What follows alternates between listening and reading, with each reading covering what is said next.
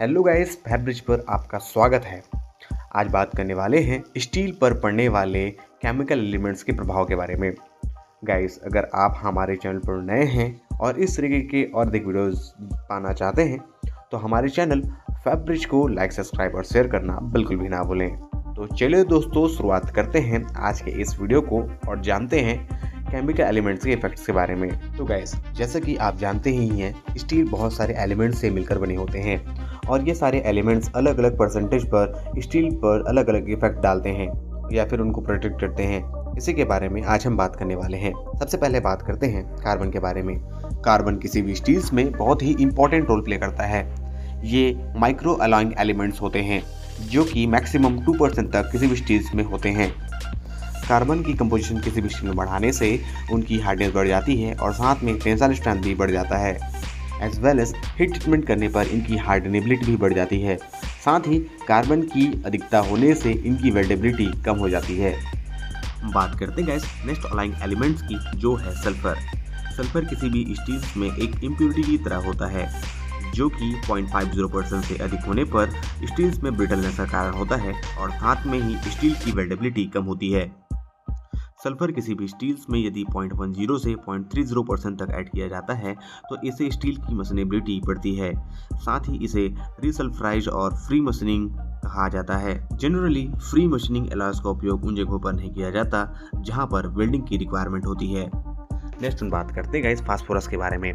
Phosphorus एक ऐसे alloying elements होते हैं जो कि अनडिजायरेबल इम्प्योरिटीज के रूप में स्टील्स में प्रेजेंट रहते हैं। जनरली फास्फोरस का जो कंपोजिशन होता है वो 0.04% तक का होता है। हार्डन्ड स्टील्स में ये ब्रिटलनेस का कारण होता है और लो अलॉय हाई स्ट्रेंथ स्टील्स में जनरली अप टू 0.10% तक ऐड किया जाता है जो इनकी स्ट्रेंथ को और कोरोजन रेजिस्टेंस को इम्प्रूव करता है। नेक्स्ट हम बात करते हैं गाइस सिलिकॉन के बारे में। सिलिकॉन किसी भी रोल्ड स्टील में जनरली 0.20% तक होते हैं जो कि जनरली डीऑक्सीडाइजर की तरह एक्ट करता है, जबकि स्टील कास्टिंग में सिलिकॉन का कंपोजिशन 0.35 से 1% तक का होता है। सिलिकॉन लोहे में आसानी से खुल जाता है और इससे स्ट्रेंथन यानी कि मजबूत करने में हेल्प करता है। कुछ वेल्ड मेटल्स में सिलिकॉन का कंपोजिशन 0.50% तक का होता है और यह एक डीऑक्सीडाइजर की तरह एक्ट करता है। कुछ फिलर मेटल्स में ये 1% तक का होता है जो कि उनके सरफेस को क्लीन करता है और डीऑक्सीडाइजिंग करने में हेल्प करता है।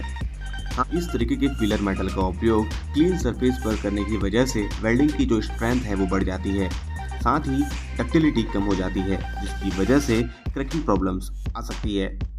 नेक्स्ट हम बात करते हैं गाइस मैग्नीज के बारे में। मैग्नीज किसी भी स्टील्स में जनरली 0.30% तक पाया जाता है जो कि डीऑक्सीडाइजेशन में हेल्प करता है। मैग्नीज आयरन सल्फाइड और इंक्लूजन के फॉर्मेशन को रोकता है और साथ ही ये किसी भी स्टील में स्ट्रेंथ प्रोवाइड करता है और हार्डनेबिलिटी को बढ़ाता है। कुछ कार्बन स्टील्स में मैग्नीज का कंपोजिशन 1.5% तक का होता है। नेक्स्ट हम बात करते हैं गाइस क्रोमियम के बारे में। क्रोमियम एक पावरफुल अलॉइंग एलिमेंट होता है जो स्टील की स्ट्रेंथ को बढ़ाता है और हार्डनेस को बढ़ाता है। क्रोमियम किसी भी स्टील्स में कोरोजन रेजिस्टेंस को बढ़ाता है। क्रोमियम की अधिकता की वजह से कुछ स्टील्स में हार्डनेस और क्रैकिंग की समस्याएं हो सकती है और वेल्ड के आसपास क्रैक्स फॉर्म हो सकते हैं। स्टेनलेस स्टील्स में क्रोमियम का कंपोजिशन 12% तक हो सकता है। बात करते हैं गाइस नेक्स्ट अलॉइंग एलिमेंट की, जो है मॉलिब्डेनम। मॉलिब्डेनम ये कार्बाइड फार्मर होते हैं। जनरली किसी भी एलिमेंट्स में ये 1% से भी कम अमाउंट में प्रेजेंट होते हैं। मॉलिब्डेनम की वजह से स्टील की हार्डनेबिलिटी बढ़ जाती है और इनका जो एलिवेटेड टेम्परेचर स्ट्रेंथ होता है वो भी बढ़ जाता है। ऑस्टेनाइटिक स्टेनलेस स्टील्स में जनरली ये पीटिंग कोरोजन रेजिस्टेंस को बढ़ाता है। बात करते हैं गाइस नेक्स्ट एलिमेंट की, जो है निकिल। निकिल को किसी स्टील्स में हार्डनेबिलिटी को इंक्रीज करने के लिए ऐड की जाती है।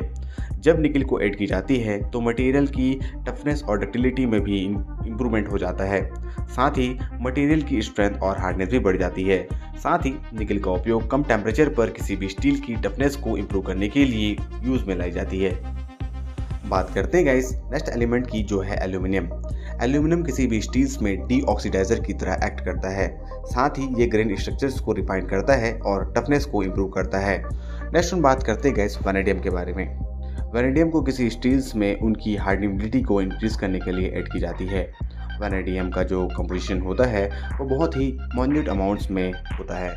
यदि एल्यूमिनियम का कंपोजिशन किसी स्टील्स में 0.05% से ज़्यादा हो जाता है तो थर्मल स्ट्रेस स्लिप के दौरान जो मटेरियल होता है वो ज़्यादा ही ब्रिटल हो जाता है।